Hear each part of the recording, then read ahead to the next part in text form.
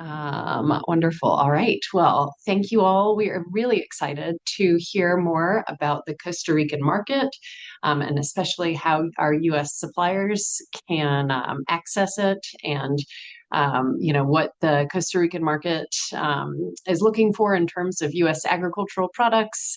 And we have with us our featured presenters from the USDA's Agricultural Trade Office. We have Zeke Bryant, as well as Laura Calzada.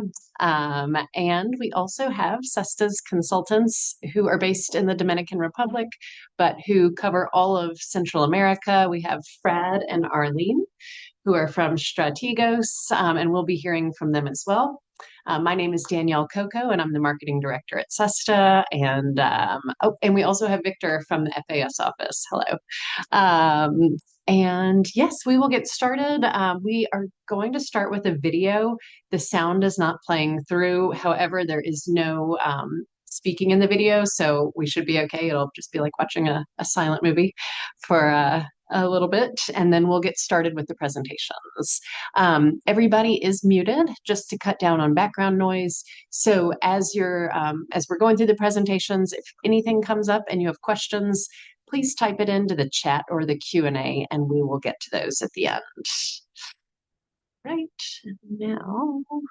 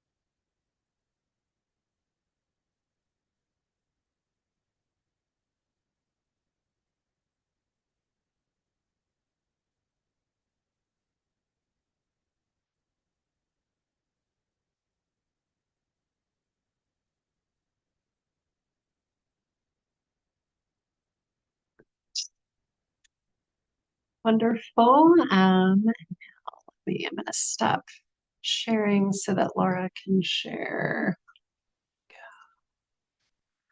Wonderful. A good snapshot of what the USDA office in Costa Rica does. You know, Americans love vacationing in Costa Rica, but there's also a lot of business that happens there. So we're excited to hear about it.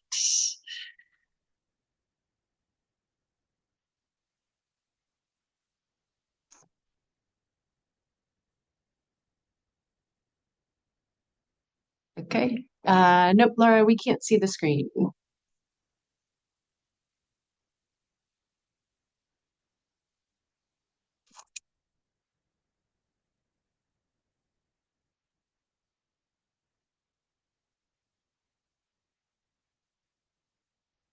I can pull it up if you want me to.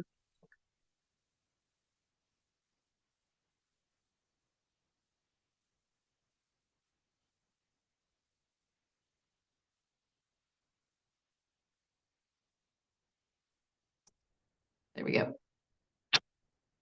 All right. Good morning, everyone. I guess I'll take over here. My name is Zeke Bryant. I'm the agricultural attaché for the Foreign Agricultural Service here in San Jose. Our office covers Costa Rica and Nicaragua. We have five staff here in San Jose. We have two staff based in Managua. Um, you can go ahead. Next slide, please.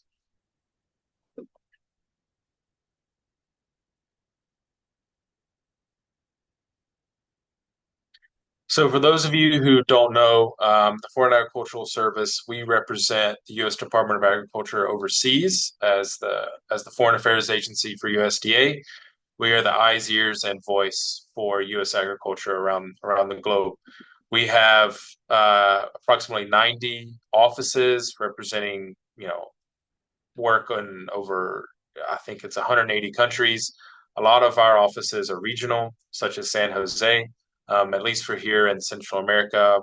We have another office in Panama that covers Panama, and we also have an office in Guatemala that covers Guatemala, El Salvador, Honduras, and Belize. Um, we have various pillars that we work under, including data and market analysis. We publish public reports routinely on the market through our GAIN system, the Global Agricultural Information Network.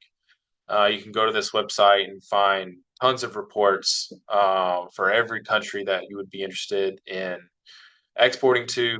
For Costa Rica, we have you know, reports on the market sector, an exporter guide, a hotel and restaurant guide. We have fairs reports, which are food and agricultural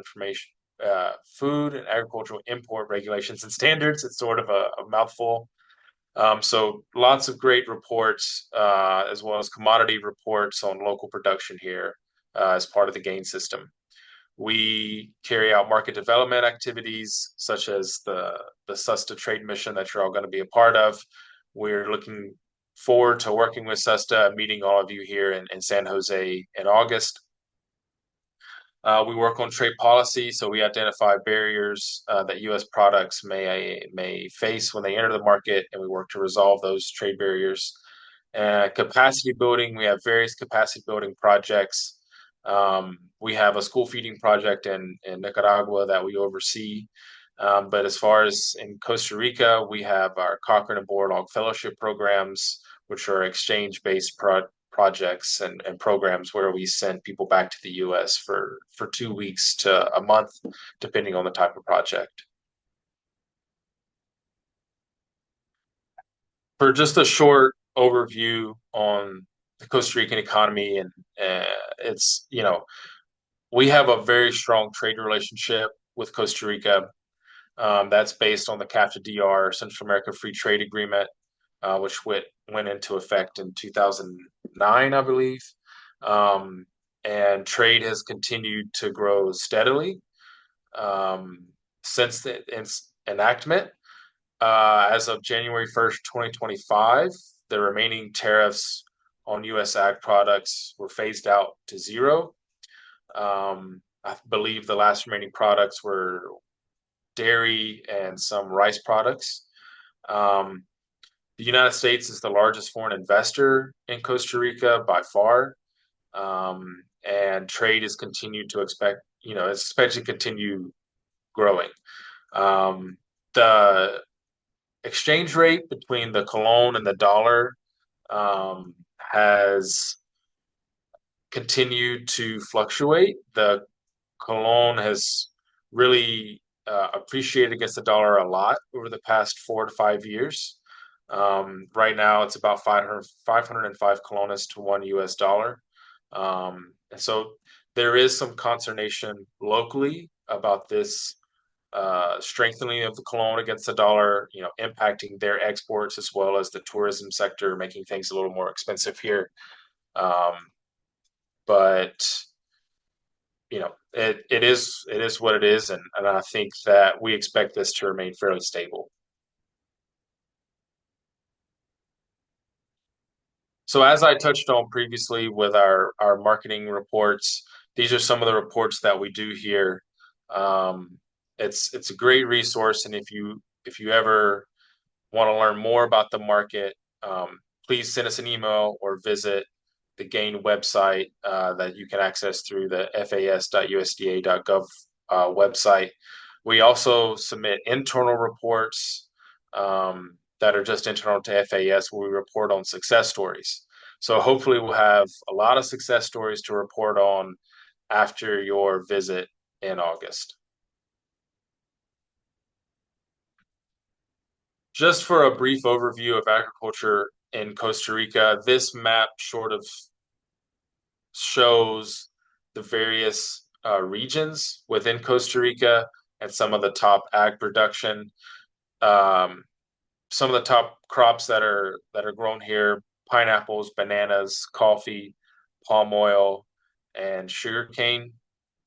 And it's sort of spread out all throughout the country.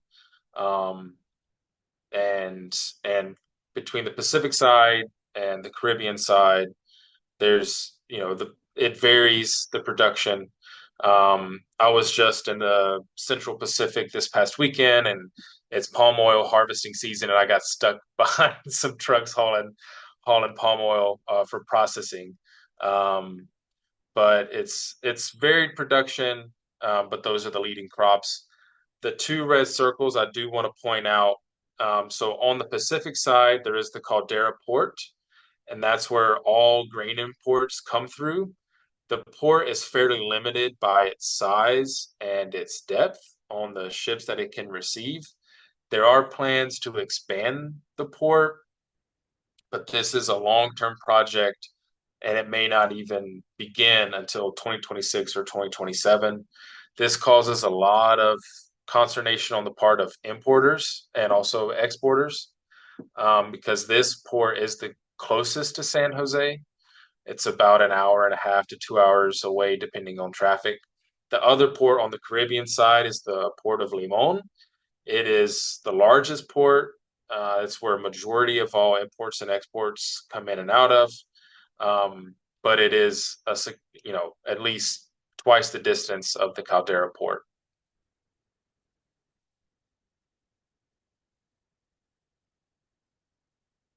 So this shows a little bit of a summary of U.S. trade with Costa Rican agricultural products and the main export products from the United States.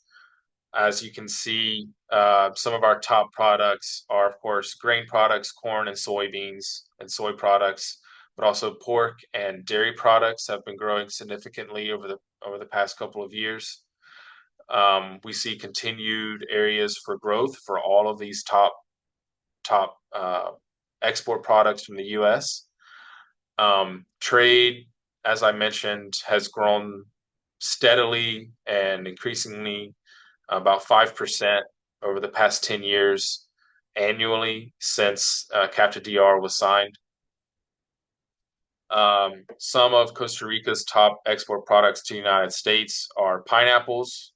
Last year, they exported a little over $700 million in pineapples to the U.S., followed by bananas, which were about $434 million. But overall, Costa Rica's main export products is actually medical devices and instruments.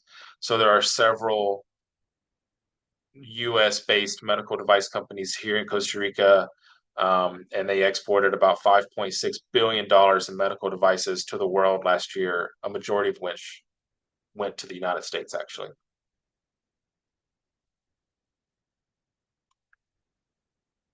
The retail sector has continued to grow, develop, and diversify in recent years. This is being led by supermarkets and hypermarkets, such as Walmart, which also operates various smaller format stores here and operates at different price levels. So some of the brands Walmart operates here are not just the Walmart stores themselves, which are several, but also Más y Menos and Maxi Pali. PriceSmart, which some of you may be familiar with. It's throughout Central America. It's a warehouse club format similar to Costco or Sam's Club in the United States. Pequeño Mundo is also a warehouse format with lower price products that is scattered throughout Costa Rica, but centralized mainly in San Jose. There's also Mega Super, which is a Colombian investment. These are some of the more well-known brands. There's also Automercado, which is more of a high-end retail outlet for grocery products. I would compare it similar to a Wegmans or a Publix in the United States. You know, a wide range of uh, imported products, you know, focused more on the mid to higher price tiers. There's also smaller format importers that offer high quality products such as Delica, Gourmet, and others.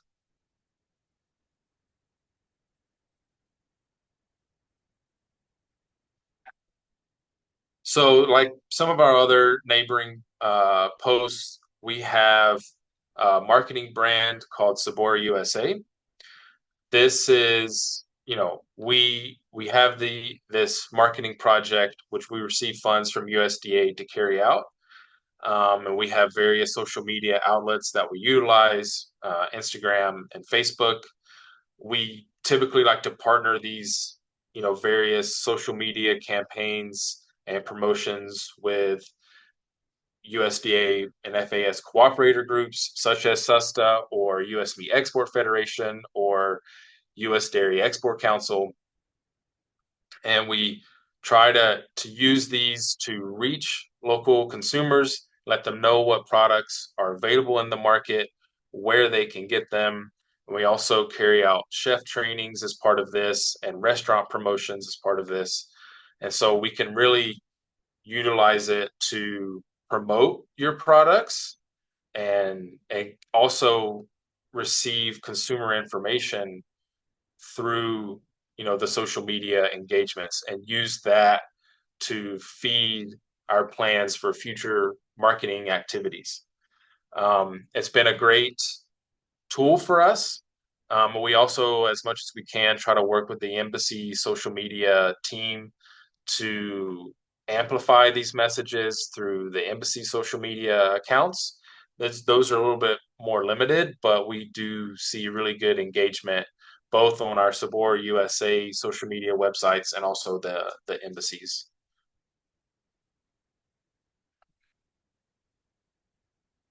So I'll stop there. That may have been quite a bit of information to give all at once. We kind of kept it at a high level overview and wanted to give folks the chance to ask any questions you may have. This is our office here in San Jose. On the call, joining me is Laura Calzada, who's our marketing specialist, as well as Victor Gonzalez, who's our agricultural specialist. And so between them, they have just decades of experience in this market. They know everyone, almost everyone in the agricultural and retail sphere here in Costa Rica.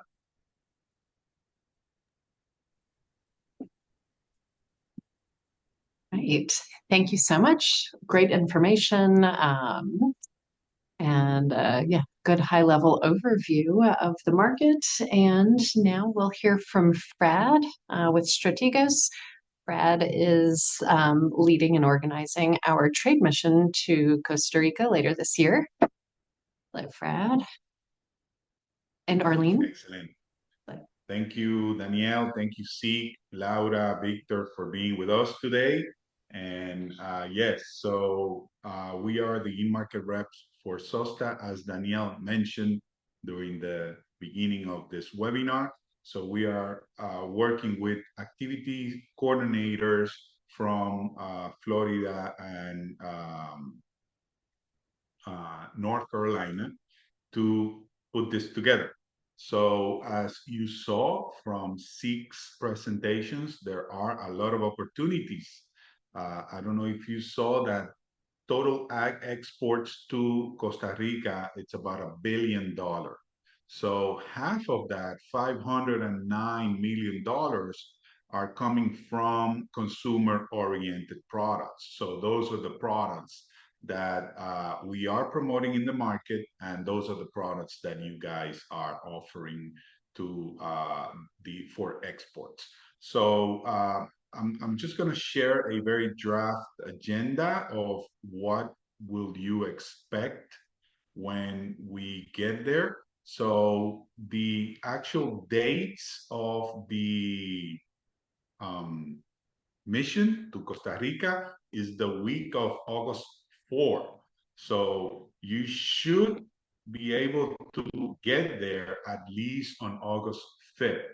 So the idea is to have everybody there. Of course, once you sign up, we can talk about samples, we can talk about all the other details.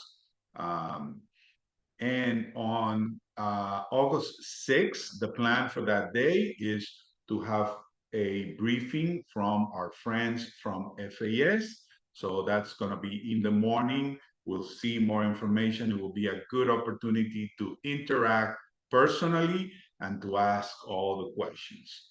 So after that, which is going to take us about an hour and a half, we're going to have a break so that you can get comfortable, and then we'll head out and visit some of those stores that you saw on Seek presentations, some of those brands. We'll visit several stores. What we try to do is to visit several formats so that you can see, from big stores to specialty stores in the markets, and that will give you an idea of what's on the shelf.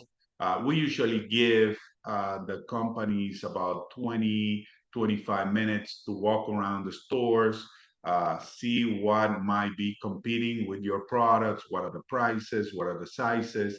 And we always like to be received by a retail chain or the store manager, and we also receive that information from them, how many stores and all that. You're also welcome to ask questions to that person. So that usually takes a few minutes before we do the walk around, either way. So the walk around can be with the company executive, or you can just wander around and see what you would like to see. So that will take us into coming back to the hotel, between 3 and 4 p.m. What we usually like to do with the hotel is for them to have, if possible, the meeting room ready for us by the time we come back. So that will give the companies the time for setup. So you will have a table with chairs, so that will be the opportunity for you guys to come in and display your samples, put up any branding material that you bring. Some companies bring banners, other bring tablecloth with their branding. So that's what we need to do. And then next day, on Thursday, August 7th, that's we get down to business from 8 a.m. until we get all the meetings done. So that's a full day of meetings.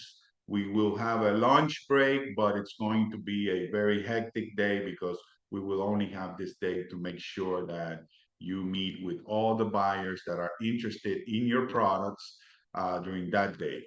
So even though this says, this, as you can see, this agenda is still in the works, still needs some twitching. And even though we do have dinner on your own, we'll try to see if we can do a group dinner, no host, but if we can have dinner all together, and spend that last night sharing each other's company and also talking about next steps and whatever additional assist you may need from us. So this will go very quickly. Once it starts, it goes by like a heartbeat, in a heartbeat. So by Friday, August 8th, everybody is departing home, and that's it. So again, hopefully you can sign up. Costa Rica presents a lot of opportunities. As you saw in the numbers, the GDP per capita is high. So there are a lot of opportunities. High quality products are demanded.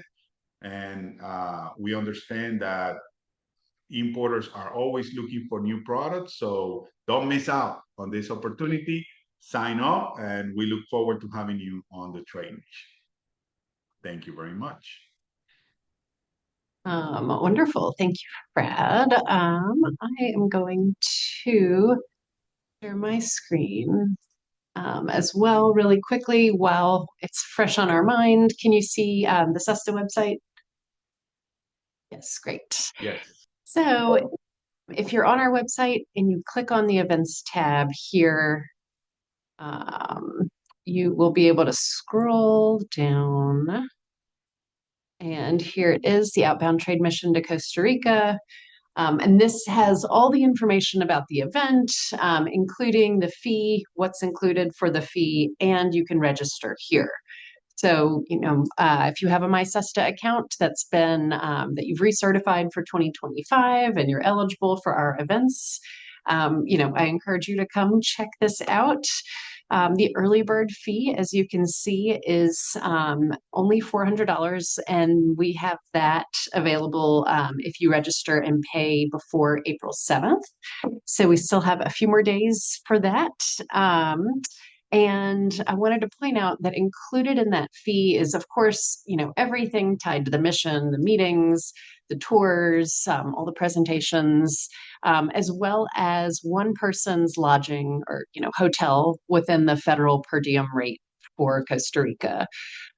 So, if you get the early bird fee, that will only be $400 and you'll have, all of the event plus your hotel taken care of. So then you would only be responsible for airfare and, incidental expenses, or if you're bringing a second person, then, their travel. And you can always apply for our cost share program to get 50% reimbursement of the travel expenses that you do incur, flights, hotels, meal and incidental per diem. So, really, SESTA's mission is to make exporting and exploring, new markets and these exciting foreign markets to make it feasible for a small business, logistically and financially. So, we think Costa Rica has a lot of good opportunities. A lot of Americans travel there, even have second homes there or live there. There's a real affinity for American products. And as we heard from Zeke, a really just a good market, good opportunities. So we encourage you to take a look at this trade mission and maybe go spend a few days in San Jose with all of these nice folks. And we'll open it for Q&A. If anybody has questions about the event or about Costa Rica in general, please either type it into the chat or the Q&A box, and we will get to those questions. And I actually have a question to kick things off for Zeke and your team about Sabor. So if a company wanted to submit, let's say, a recipe or something to be promoted through that channel, is that like, how does that happen? Should it be someone who already is distributed in Costa Rica who's submitting that kind of thing? Or what do you all recommend? Yeah, that's a good question. From what I've seen in my experiences, we try to promote products that are already in the market. Um, but we're happy to explore possibilities if people are interested in working with us for a Sabora USA promotion. I do have to let everyone know that our current contract for Sabora USA ended yesterday. We're hoping that it gets, funded again and we can renew the contract for continued promotional campaigns. We're still waiting on guidance for that. In the meantime, we're trying to work very closely with our cooperator partners to promote and share content on Savora USA that they share with us. For example, the USA Poultry and Egg Export Council, USAPEC, is having their America's Expo in Dominican Republic. I believe, is that this week or next week, Laura? Yeah, I think it's this week. Um, and so they're going to generate some content for the Central Latin American market that we're going to reshare on our Sabor USA page. So, and I know in other markets, Panama and Colombia, they put together recipes and stuff in Spanish that we can if the language lines up, we can reshare on our pages. So that's going to be our strategy moving forward until our Sabor USA contract gets refunded. And also, we're working with the embassy social media pages, like I mentioned. Thank you. Okay, let's see. A question just came in. Is there a demand on the Caribbean coast for ready-to-eat beef product? And does this team publish reports on trends, et cetera, that we could get this info self-serve? Yeah, that's a good question. I'll leave that to Laura to answer on that specific of demand on the Caribbean side. But I will say yes, our marketing reports identify trends and growing products and where we see opportunities. So you could find that information in our exporter guide or in our hotel, restaurant, institutional report, or some of our other marketing reports that we put together. And those are available on the GAIN website, which we can perhaps share the link with everyone. And you can go to that website and you can filter by country and see all the market reports for Costa Rica from the past year, 2 years, 5 years. Yeah, and Correct. I'm sorry. I just want to add that it's correct. I mean, we have Costa Rica is really trendy, and beef and meat. I mean, it's increasing.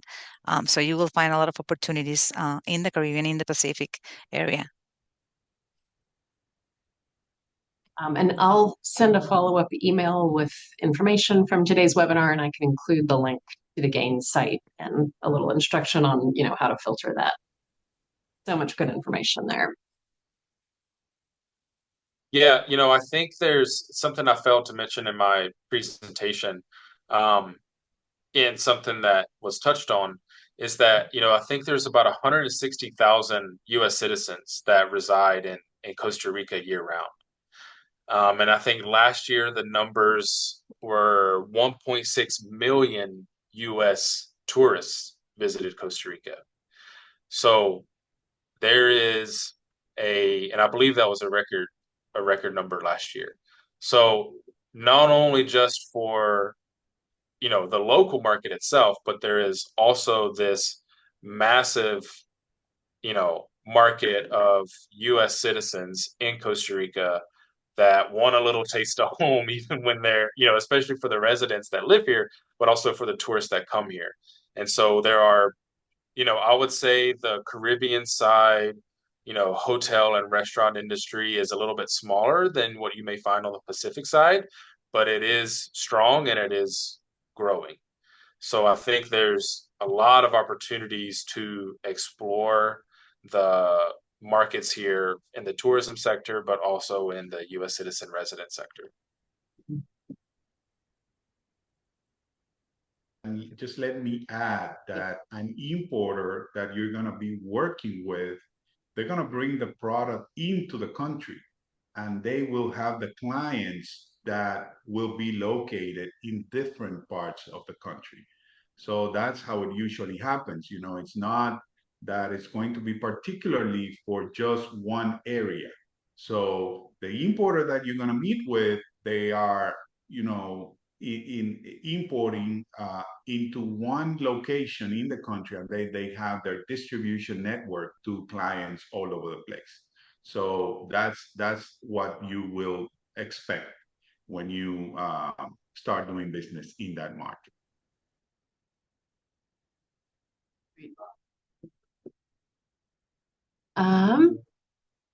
Someone had a follow-up conversation or question about Sabor. Do the recipes have to be in Spanish, or is that a service you can provide the translation? It's part of the services we provide. That the platform is in Spanish, so we try to connect with consumers in the language that it's Costa Rican, like Spanish. So we help that we support with the translation. Okay, another question. My company sells seeds, specifically for sprouting. Do you know if there will be any possible clients to meet, or would it be possible to have current customers of ours from Costa Rica attend the event? That's a pretty specific one, Fred. I think that's for you. Yes, it's a good question, and what I would recommend for Hector. Hector, why don't we do a virtual consultation so that we can get to know your company a little bit better? And from this question, I understand that you already have clients in the market. So before telling you something, I would like to talk a little bit more, get to know the company a little bit better, and then we can come up with the best strategy for you in this specific market. Yeah, sounds good. Okay, a question about the gain reports. Is there data on condiments in the gain reports?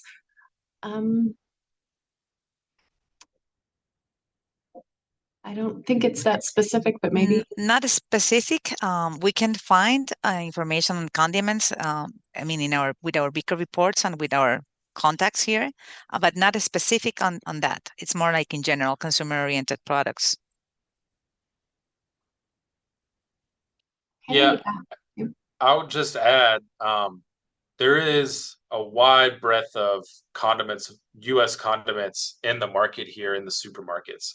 Everything from hot sauces to barbecue sauces, salad dressings. If that's what you're looking towards, the consumer-oriented condiments, including, specialty organic ketchups. So there's a lot of that in the market, and there is an affinity for those products with local consumers. And so I think that is a sector where we see opportunities. Yeah, and it's increasing in our late statistics. Condiments is being really like increasing in the last years. Great. Yes, and let me add to that. Sorry, that I just saw the USDA has a lot of information through their website. So I'm just looking at condiments and sauces to Costa Rica. So last year was $12.8 million. This year, it's up 16% when compared to October, January 2024 and 2025. So Wow. it is like Six said, it is a segment that has a significant demand and it's also growing. So there are opportunities there. Yeah, it's a lot of growth.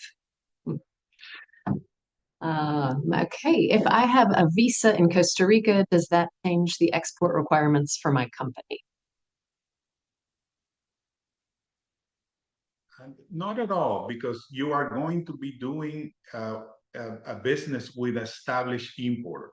It's going to be a company that has their own legal status. So it doesn't matter if you have a visa or not. At the end of the day, they're going to be the ones doing the importation, doing all the customs clearing process, paying their taxes and everything else. So that doesn't really affect you at all. And also that status doesn't, you having a visa doesn't affect that business that you would be doing with an importer there.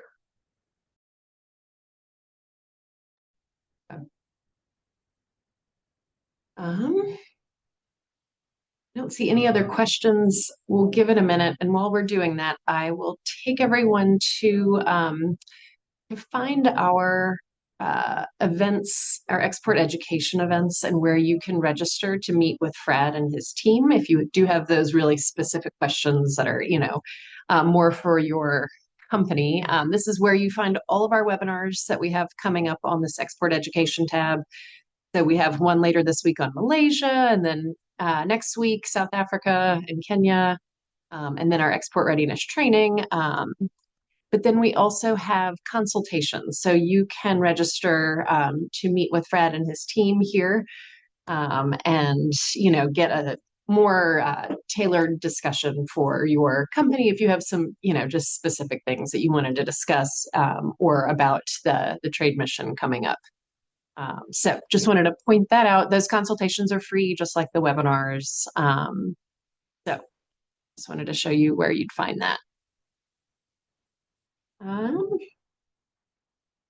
Don't see any other questions.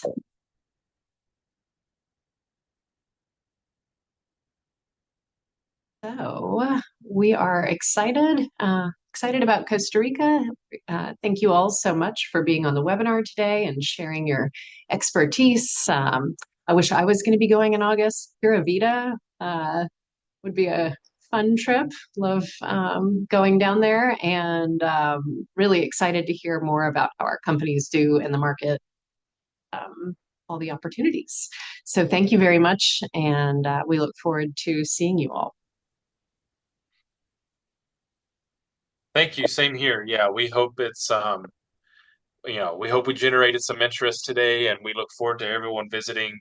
Um, like I said, we think there's a lot of opportunity in this market for all segments and at all price levels. Everything from basic product groups all the way up to luxury and high end. So there's room for everyone within the various segments here, and we look forward to hosting you. Thanks. Thank you. Bye-bye. Goodbye. Bye bye, everybody. Thank you.